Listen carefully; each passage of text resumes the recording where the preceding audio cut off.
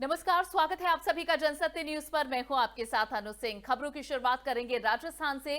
राजस्थान में अशोक गहलोत बनाम सचिन पायलट के बीच जारी जंग थमने का नाम नहीं ले रही। हाईकोर्ट ने याचिका पर फैसला सुरक्षित रख लिया, लेकिन राजस्थान का सियासी संग्राम जारी है। विधानसभा स्पीकर सीपी जोशी का कहना है कि किसी विधायक को नोटिस देने या उसे अयोग्य घोषित करने का अधिकार विधानसभा अध्यक्ष को होता है। जब तक मैं कोई निर्णय नहीं लेता, अदालत मामले में दखल नहीं कर सकती।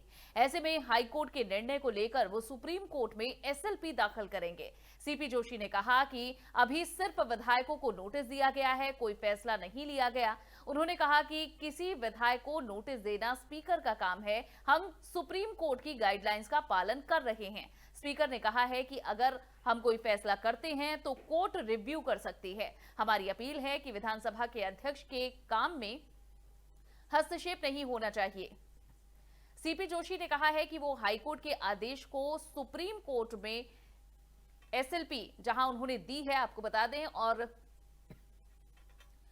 क्योंकि अदालत स्पीकर के काम में हस्तक्षेप नहीं कर सकती, विधानसभा अध्यक्ष ने कहा है कि तो फिलहाल ये एसएलपी दायर की गई, जहां अब ये भी कहा गया है कि संवैधानिक बेंच ने कहा था कि जब तक स्पीकर कोई फैसला नहीं ले कोई भी कोर्ट डायरेक्शन नहीं देगा। 1992 में संवैधानिक बेंच ने यह तय किया है कि दल बदल कानून पर स्पीकर ही फैसला लेगा। ऐसे में स्पीकर के निर्णय लेने के बाद रिव्यू का अधिकार हाईकोर्ट के पास है। बढ़ेंगे आगे, जहां उत्तर प्रदेश के गाजियाबाद में हुई पत्रकार की हत्या का मामला अब तूल पकड़ता जा रहा है। उत्तर प्रदेश की बीजेपी सरकार पर अब चौतरफा हमले शुरू हो गए हैं। विपक्षी दलों का आरोप है कि उत्तर प्रदेश में कानून व्यवस्था दम तोड़ चुकी है और गुंडा राज हावी हो गया है। कांग्रेस नेता राहुल गांधी ने भी बीजेपी सरकार पर हमला बोला। राहुल गांधी ने पत्रकार विक्रम जोशी की हत्या पर ट्वीट कर शोक जताया और कहा कि उत्तर प्रदेश में गुंडा राज है। उनकी शोकग्रस्त परिवार के साथ सांत्वना भी है। राहुल गांधी ने ट्वीट किया, अपनी भांजी के साथ छेड़छाड़ का विरोध करने पर पत्रकार विक्रम जोशी की हत्या कर दी गई। शोकग्रस्त परिवार को मेरी सांत्वना। वादा था राम राज का, दे दिया गुंडा राज, ये राहुल गांधी ने लिखा। इससे पहले समाजवादी पार्टी के अध्यक्ष अखिलेश यादव ने भी योगी सरकार पर निशाना साधा। उन्होंने लिखा, गाजियाबाद में अपनी बेटी के साथ बाइक पर जा रहे एक पत्रकार को गोली मारने से प्रदेश की जनता सकते में है। बीजेपी सरकार स्पष्ट करे कि कानून व्यवस्था की धज्जियां उड़ाने वाले इन अपराधियों बदमाशों के हौसले किसके बलबूते पर फल फूल रहे हैं। इस ट्वीट के साथ ही अखिलेश ने #NoMoreBJP भी लिखा।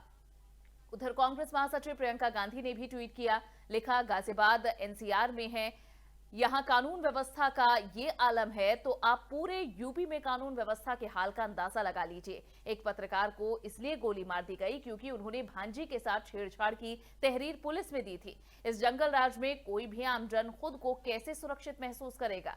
यही नहीं, दिल्ली महिला आयोग की अध्यक्ष स्वाति मालीवाल ने भी ट्वीट करते हुए लिखा, गाजियाबाद में पत्रकार विक्रम जी ने अपनी भतीजी के साथ हो रही छेड़छाड़ की शिकायत पुलिस में दर्ज करानी चाहिए। पुलिस ने मामले को गंभीरता से नहीं लिया। छेड़छाड़ के आरोपियों ने अब उन पर सरेआम जानलेवा हमला किया। हालत गंभीर बताई जा रही है। कैसा गुंडा राज चल रहा है, कुछ समय पहले का ये स्वाति मालीवाल का ट्वीट था। और अब गाजियाबाद में पत्रकार की हत्या पर जहां चौतरफा सरकार को घेरा जा रहा है, उत्तर प्रदेश सरकार को और पूछा जा रहा है, क्या यही है कानून व्यवस्था उत्तर प्रदेश की। बढ़ेंगे आगे, बात करेंगे दिल्ली की। दिल्ली में कोरोना वायरस महामारी के नए मामले अब दिन ब दिन कम होते पाए जा रहे हैं। जहां हेल्थ एक्सपर्ट्स की माने तो दिल्ली में कई लोगों में अब हर्ड इम्यूनिटी डेवलप हो चुकी है। कोविड मॉनिटरिंग कमेटी के सदस्य डॉक्टर DK सरीन का कहना है कि दिल्ली की सीरोलॉजिकल सर्वे रिपोर्ट बताती है कि यहां अच्छी खासी आबादी अब कोरोना के प्रति एक्सपोज हो चुकी है। डॉक्टर सरीन ने कहा है कि हर्ड इम्यूनिटी डेवलप होने से आने वाले दिनों में नए केसेस घटते जाएंगे और साथ ही जहां institute of liver and technology sciences के डायरेक्टर भी इस मामले में देश भर में जहां अब इसे लेकर चिंतन कर रहे हैं, उससे पता चला है कि 1% से भी कम आबादी वायरस से एक्सपोज हुई है। डॉक्टर DK सरीन ने कहा है कि ऐसा लगता है कि दिल्ली में बीमारी तेजी से फैली है। कई लोग जहां अब हर्ड इम्यूनिटी को लेकर एक्सपोज हो चुके हैं और दिल्ली मेडिकल काउंसिल के अध्यक्ष डॉक्टर अरुण गुप्ता का कहना है कि कोरोना से लड़ाई में सफलता के पीछे होम आइसोलेशन का बड़ा हाथ है। तो फिलहाल दिल्ली में कम होते इन मामलों को लेकर ये माना जा रहा है कि दिल्ली की जनता अब क्योंकि इस वायरस से एक्सपोज हो चुकी है तो भविष्य में इसे लेकर ज्यादा समस्याएं नहीं होंगी। दिल्ली में मामले घट रहे हैं, जहां एक दिन में दिल्ली में रिकॉर्ड तोड़ मामले भी दर्ज किए गए थे, लेकिन अब तकरीबन 1000 के पास ही दिल्ली में 24 घंटे में मामले रिकॉर्ड किए जा रहे हैं। मुसलमानों का त्योहार ईद उल अजहा 1 अगस्त को मनाया जाएगा, यानी बकरीद 1 अगस्त को इस बार मनाई जाएगी। जामा मस्जिद के शाही इमाम अहमद बुखारी ने मंगलवार को इस बात की जानकारी दी। मुस्लिम समुदाय के लोगों को मंगलवार को बेसब्री से चांद का इंतजार था, लेकिन चांद न दिखने की वजह से अब 1 अगस्त को बकरीद का त्योहार मनाया जाएगा। बकरीद को ईद उल अजहा और ईद उल जुहा भी कहा जाता है। इस त्योहार को मुख्य रूप से कुर्बानी के त्योहार के रूप में मनाया जाता है। जामा मस्जिद के शाही इमाम अहमद बुखारी ने कहा कि मंगलवार को चांद नजर नहीं आने के चलते ईद उल अजहा 1 अगस्त को मनाई जाएगी।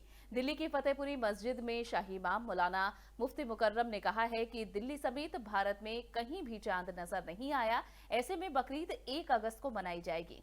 मौलाना मुफ्ती मुकर्रम ने कहा है कि दिल्ली में जहां आसमान साफ नहीं था, लेकिन तमिलनाडु, मध्य प्रदेश में जहां आसमान साफ था वहां भी चांद नहीं दिखा। हालांकि कोरोना वायरस के कारण इस बार हर त्योहार बेहद ही सादगी से मनाया जा रहा है। बकरीद का त्योहार भी फीका ही रहेगा। कुछ राज्यों में सरकार ने तो बकरीद को लेकर गाइडलाइन भी जारी कर दी है।